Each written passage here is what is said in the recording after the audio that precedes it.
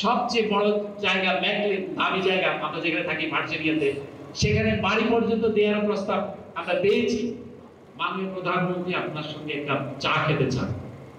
অনেকেই জানেন হয়তো এই যে তাদের প্রস্তাবের কথা মিডিয়াতে এসছে, অনেক ধরনের প্রস্তাব তারা আমাদেরকে দিয়েছে। রাষ্ট্রপতির পদ, সবচেয়ে বড় জায়গা ম্যাকলেন দামি জায়গা আমরা যেখানে থাকি ভার্জিনিয়াতে, সেখানে বাড়ি পর্যন্ত দেওয়ার প্রস্তাব আমরা পেয়েছি। এবং এই শেখ হাসিনা যখন সর্বশেষ জাতিসংঘে গিয়েছে, হঠাৎ একটি টেলিফোন বেজে উঠল। আমি আননোন টেলিফোন, তারপর খুব বাচ্চা দেখে আমি ধরলাম। ধরার পরে বললো আমি লেফটেন্যান্ট জেনারেল নাকি নাম ওদের পূর্বপুরুষের নাম। তো বললো যে আমি মাননীয় প্রধানমন্ত্রীর সামরিক সচিব বলছি, মাননীয় প্রধানমন্ত্রী আপনার সঙ্গে একটা চা খেতে চান। আমি বললাম যে আপনারা চায়ের সংস্কৃতিটা কি আটলান্টিক ওপারে নিয়ে আসছেন? টুঙ্গি পাড়ার থেকে এখন আটলান্টিকের ওপারে আপনারা চায়ের সংস্কৃতিটা নিয়ে আসছেন। Mind it general, it is United states.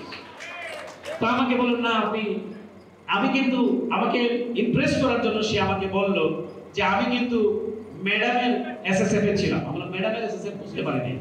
বলো যে আমি ম্যাডাম যখন প্রধানমন্ত্রী ছিলেন তখন আমি এসএসএফ এ কাজ করতাম। আমি বললাম যে সেই বিবেচনায় কি হাসিনা, এইভাবে সেই বিবেচনায় কি হাসিনা আপনাকে এসএসএফ এর প্রধান অথবা সামরিক সচিব করেছে, সেটা আমাকে বিশ্বাস করতে বলেন? বলো আমি ভাই আপনার সঙ্গে আসলে তর্কে পারবো না, বুঝেন তো আমরা চাকরি করি, তো এই জন্য আপনি যদি আমি বললাম আমার যা কিছু সব কিন্তু পাবলিক, প্রাইভেট কিছু নেই। আমি অবশ্যই শেখ হাসিনাকে দাওয়াত গ্রহণ করব, সেটা পাবলিকলি আমি তার প্রেস কনফারেন্সে যাব এবং প্রেস কনফারেন্সে গিয়ে আমি পাবলিকলি তার সাথে কথা বলবো। আমি তাকে দুটো প্রশ্ন করব এবং এই দুটো প্রশ্ন আমি আপনাকে অ্যাডভান্স দিয়ে দিচ্ছি। একটি প্রশ্ন হলো যে শেখ হাসিনা যে বাংলাদেশকে কবে তিনি একটি নির্দলীয় নিরপেক্ষ সরকারের কাছে ক্ষমতা হস্তান্তর করে মানুষের উপর থেকে জগদ্দল পাথরটি সরিয়ে নেবেন, সেটি আমার প্রথম প্রশ্ন। দ্বিতীয় প্রশ্নটি হচ্ছে যে তিনি কি কোনো শেম অনুভব করেন, কোনো লজ্জা অনুভব করেন যে 700 মানুষকে খুন করে ক্ষমতায় আঁকড়ে থেকে ইউনাইটেড নেশনসে সরকারি টাকা খরচ করে পিকনিক করতে আসছেন, এতে কিন্তু কোনো লজ্জা অনুভব করেন কিনা? এই দুটি প্রশ্ন আমি তাকে তারপরে সে বললো, আমি বললাম যে আমাকে এখন একটা ব্রিফিং করতে হবে, ঢুকতে হবে।